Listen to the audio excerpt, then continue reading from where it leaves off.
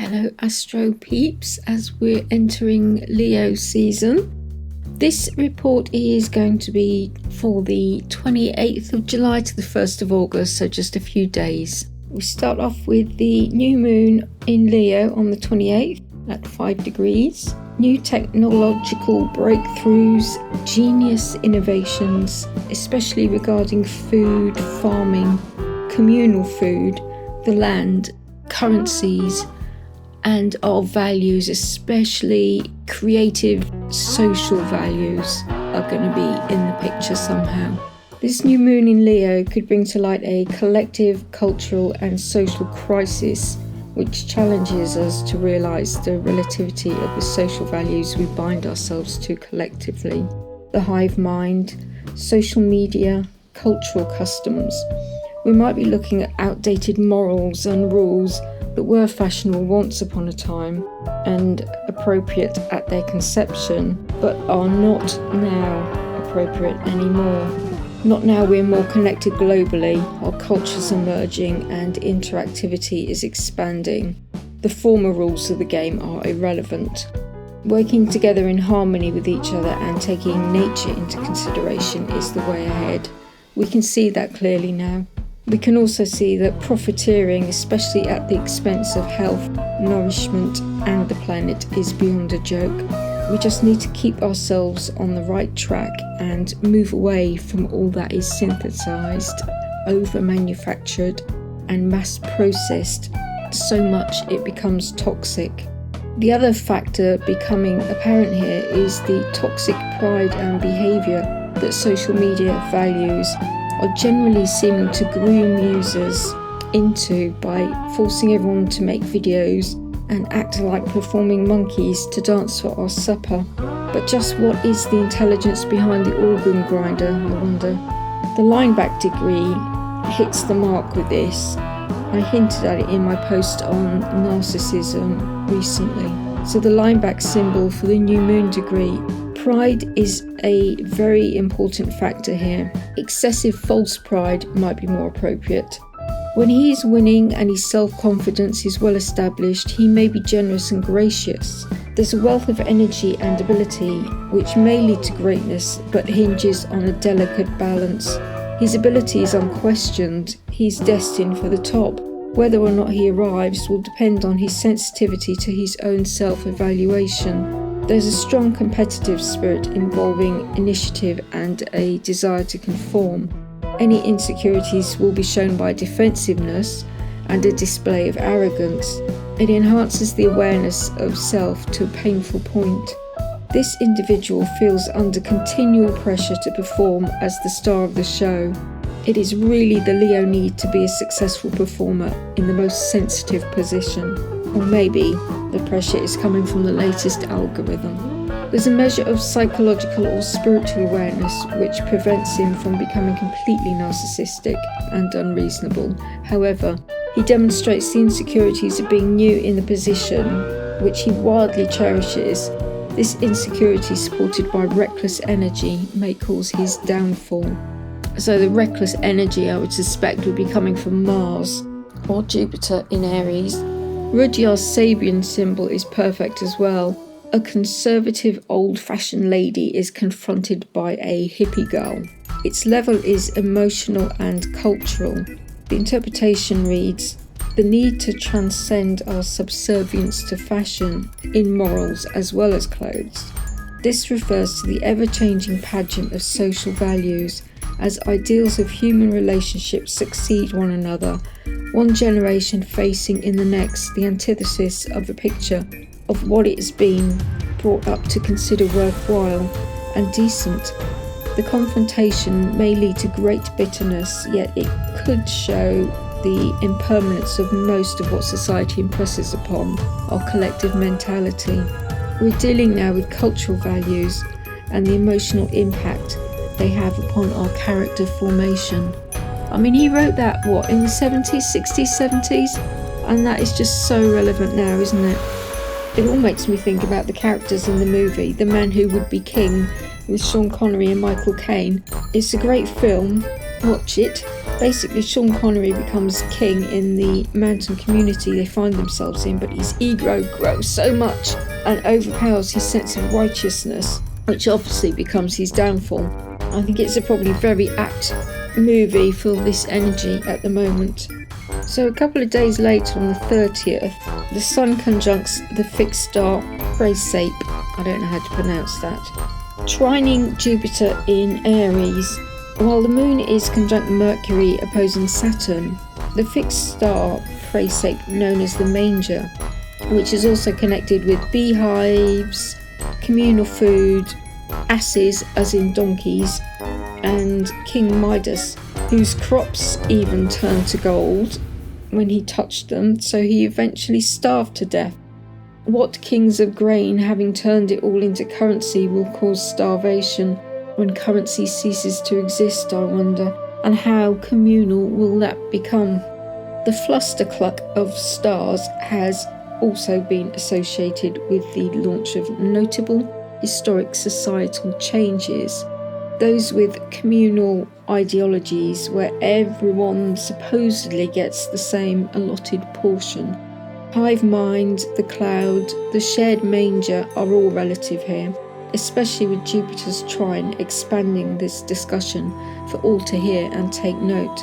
The topic of food will most certainly be on the menu of discussion, if not the bread itself missing from the side plates. Being conjunct the Sun, this star's disposition ain't that nice.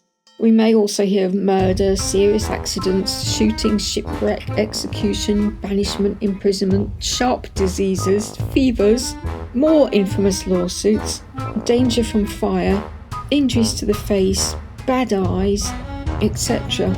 So the fires as well. I mean, oh my gosh, London's burning at the moment, isn't it?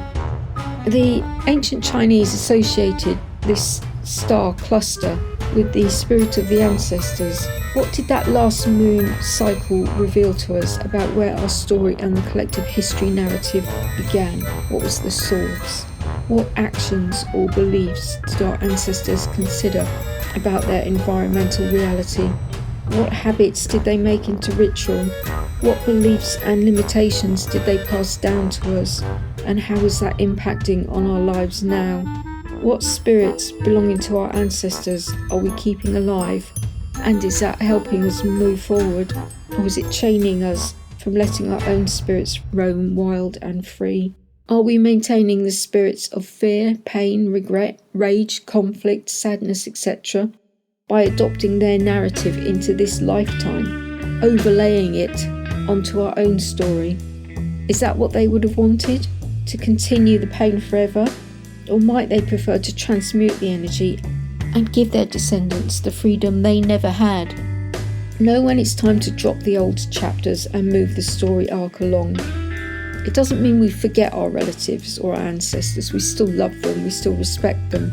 We just don't need to carry their tragedies within our energetic fields because their story has gone. This is our life now. Today, this is our story. This is our character arc to make our own heroic journey as we see fit, unburdened by what happened before we even existed. Did we feel it in our bones, the truth, that somewhere down the line of our history we agreed to abide to an idea, a concept, that we're now realising is just not working out for us? We didn't know all the facts then. We didn't know how to process our feelings then. We were overwhelmed without the ability to choose wisely, or we were in shock. But now we can see the bare bones, the structure of whatever it is that's limiting our growth and ability to roam freely. And we know deep down in our core that spirit is showing us the way of the heart. That is different to the way things currently are. The values we were taught to believe as fact are reacting to the light in a similar way to how delicate antiquated fabric shatters to dust when handled. We cannot wear that garment, that habit anymore. We are outgrowing those habits we recorded and embedded into the archive files of subconscious coding. And now we are opening up those dusty old time capsules that lay beneath the boundaries of our habitat to see what idiotic mementos were buried. forgotten yet still activated within our hard drive system, we can reveal how we consolidated into reality what was formerly just energetic potential. Through our repetition and unconscious habit and rituals, by treading the same path, adhering to the same outcomes, identifying to the same roles that ever was, we make our mountains grow out of the molehills we could easily have trodden flat. Also conjunct this star, Asellus Borealis, the northern donkey, which carried the prophet Balaam. It's interesting that the new moon falls close to this star, the talking ass that carried the seer astrologer who heralded the Bethlehem star. As what follows this new moon is the Uranus North Node Mars conjunction that I've just been talking about, which is all about a novel and unexpected happening that's likely to cause us to ditch our short-sightedness in favour of longer thinking vision.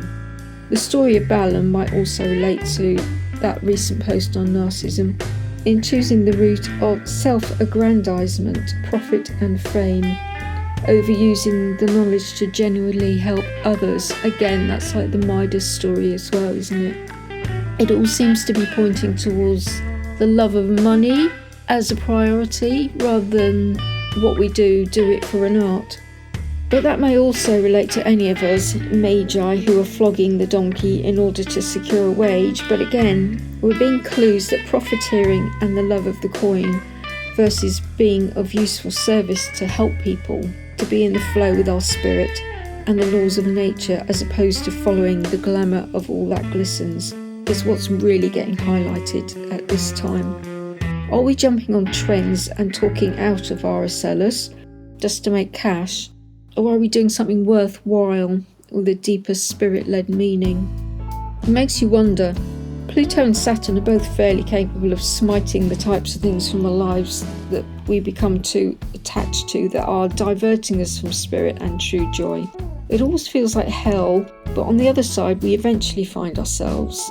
I find myself wondering now and then if that's the reason why money, or the concept of the economic system, is in such a state of decay. Have we as a shared culture just placed too much significance on these illusory promissory notes, on making money as the most important thing, on being forced to comply with the system in order to survive? It's never sat well with me. I've always resented having to play this stupid game. So all this talk of Balaam has reminded me of a magnificent book written by Nick Cave, which you all must read, and I must read it again. It's called When the Ass Saw the Angel. I wholeheartedly recommend it, and if I remember, I'll put a link in the description below. So that new moon paves the way for the triple conjunction, which, depending where you are, could either be the 31st of July or the 1st of August. We have Uranus, Mars and the North Node all at 18 degrees Taurus, squaring Saturn in Aquarius. Hard-nosed Saturn ramps up the resistance to our frustrated energy. We all want to break out of the illusory limitations that surround our field like an electric fence. Do we just stampede in a frenzied sudden bull rush to charge to lusher lands? Or do we just as suddenly realise that we were instrumental in not only putting that fence up, but actually feeling comfort from the familiarity within its grounds? We've come to love our enclosure, but we're also perfectly capable of calmly sauntering out of the open gate. Look, there, behind you, the gate. It's been open all this time. We may suddenly feel squished by a sense of limitation coming from the square with Saturn. Be that as an emerging conflicting vibe with the limitations of the collective ideologies we might be feeling a bit rebellious towards, or maybe it's coming from the real possibility of community food and grain rationing and being told to tighten our belts. Or it could be that more algorithmic changes are coming to our favourite social media platforms that will impact on how we value ourselves. We're continually entangling our self-worth more and more with the elusive follower or subscriber numbers in the Black Mirror. Although it's not exactly a tangible thing yet, in Taurus we might feel it as though it is some form of valued reality, especially if it impacts our income and ability to source sustenance. It changes in importance from being just a tool for a lightweight social chitter-chatter into something more survival-based. It hits us in the lower chakras, ruling our security if we fall prey to the enchantment of its necessity, triggering the status of our vibe to spiral downwards like a serpent. This will also conjunct the fixed star Russia, which has a vibe of haughtiness, boastfulness, exaggerated pride, at the same time power of commanding respect. Sounds like our politicians really, doesn't it? The associated tarot card is the High Priestess. So the degree symbols for 18 degree Taurus, we have Barden's symbol interpretation. Is very interesting considering what we've been talking about so far. The topic of food and consequences of making one's grain and food turn into gold. How can that nourish our body? The last video of the Capricorn Moon, I mentioned that we may hear of genius inventions and technology that may be coming to our awareness. And with the North Node as the guiding energy for the collective, alongside the maverick Uranus and martial Mars, something genius regarding farming, food, nourishment, resources, modern values may blast upon the scene like a rocket ship from outer space. Mars is initiating something symbolising fecundity for all, for the commune, although I do hope it's something working within the flow of nature to enhance with nurturing what we have, rather than a distorted corruption of it, if you see what I mean. We need something that's inclusive of the bees and all the creatures of the ecosystem, because everything has a reason to be here, even if we can't see what it is. I like the sound of the true guardian in Barden's symbol. Perhaps his magician is knowledgeable in the art of radionics, or another method of utilising nature's subtle energies. Here is a true guardian of agriculture, and in general he inspires not only the magician in this physical world, but also all those people that have to do with agronomy, agrochemistry, agricultural improvements and the like. If the magician is a farmer, he can learn from this head how he can improve his soil either by normal means or in an occult manner, in order to effect an accelerated growth of his plants. Furthermore, how by the radiations of various chemical products he can increase the productivity of his soil in respect of quality and quantity. He also draws the magician's attention to various labour methods and instructs him on how to achieve a better growing of natural products by the help of the electromagnetic fluid or the elements or Kabbalistic methods. The magician is able to get almost phenomenal results in agriculture. Rudyard's Sabine symbol is again indicating that wild Uranian energy is coming up from the Taurian earth with the emergence of something new, a new landscape. He says, a new continent rising out of the ocean, the surge of new potentiality after the crisis. The symbol need hardly be commented upon. When the mind has been emptied and light has been called upon to purify the consciousness, freed from its attachment and contaminations, a new release of life can emerge out of the infinite ocean of potentiality, the virgin space. What will it be used for? Because this is a fourth stage symbol, we find it in a suggestion of how to approach whatever new phase of life has been not only hoped for but actually confirmed. The technique is to simply allow the infinite potential to operate in unconstrained spontaneity. This means to have reached a state in which the conscious, rational ego is no longer a controlling factor. So it's all saying that the showy aggrandizement, all those kind of like over-egged Leo stuff, we kind of need to put to one side and work together as a team for the collective, for the community. And in doing so, something will emerge, something genius will emerge from what all the collective heads put together. Something like a third thing will emerge that nobody could have seen on their own, basically. It's only when we put our heads together, like do genuine teamwork, something genius emerges that's going to help us grow food in a much better way, in a much more sustainable way, in a much more way that's in harmony with nature, and not over egging, over processing, not doing it for the money but doing it for the community. That's the key thing, isn't it, really? What we do it for the community and not just to make money. So I think that's what's coming up anyway, with all this kind of like these really, really big new cycles that we've got happening at the moment. So really, really interesting. Really interesting. It's going to be interesting to see what comes about. Anyway, as ever, let me know what you think in the comments below if you managed to make it this far. Cheerio.